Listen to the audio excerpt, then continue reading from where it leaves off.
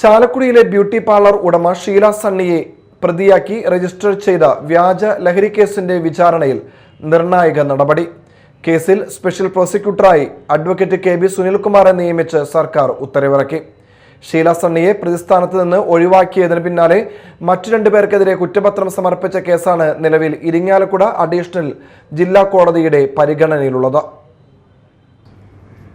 സംസ്ഥാന ശ്രദ്ധ നേടിയ ചാലക്കുടിയിലെ വ്യാജ ലഹരി കേസിൽ സ്പെഷ്യൽ പ്രോസിക്യൂട്ടറെ നിയമിച്ച സർക്കാർ.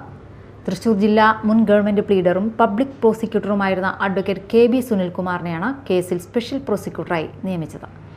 2023 ഫെബ്രുവരി 27-നാണ് ബ്യൂട്ടി പാർലർ ഉടമ ഷീല സണ്ണി സഞ്ചരിച്ചിരുന്ന സ്കൂട്ടർ ഇരിങ്ങാലക്കുട എക്സൈസ് സർക്കിൾ ഇൻസ്പെക്ടറും സംഘവും രഹസ്യവിവരത്തിന്റെ അടിസ്ഥാനത്തിൽ പരിശോധിച്ചത്.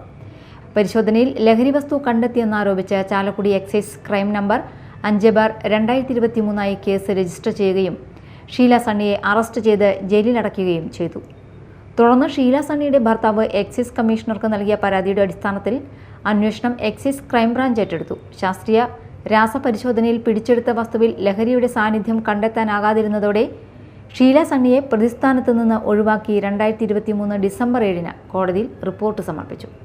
തുടരന്വേഷണത്തിൽ എറണാകുളം ഏരൂർ സ്വദേശി നാരായണദാസും കാലടി സ്വദേശിനി ലിവിയ ജോസും ഉൾപ്പെട്ട ഗൂഢാലോചനയാണ് കേസിന് പിന്നിലെന്ന നിഗമനത്തിൽ എത്തിയ അന്വേഷണ സംഘം മയക്കുമരുന്ന് ഉപയോഗ നിരോധന നിയമവും ഇന്ത്യൻ ശിക്ഷാ നിയമവും ഉൾപ്പെടെയുള്ള വകുപ്പുകൾ ചുമത്തി ഇരുവർക്കുമെതിരെ കുറ്റപത്രം സമർപ്പിച്ചു. അന്നത്തെ ചാലക്കുടി ഡിവൈഎസ്പി വി.കെ. രാജുവാണ് കേസിൽ അന്വേഷണം നടത്തി കുറ്റപത്രം സമർപ്പിച്ചത്. നിലവിൽ കേസ് ഇരിങ്ങാലക്കുട അഡീഷണൽ ജില്ലാ കോടതിയുടെ പരിഗണനയിലാണ്. ഇതിനിടെയാണ് കേസിന്റെ പ്രാധാന്യവും പൊതുതാൽപര്യവും കണക്കിലെടുത്ത് അഡ്വക്കേറ്റ് കെ.ബി. സുനിൽകുമാറിനെ സ്പെഷ്യൽ പ്രോസിക്യൂട്ടറായി നിയമിച്ച് സർക്കാർ ഉത്തരവിറക്കിയത്. Media time, Chalakudy.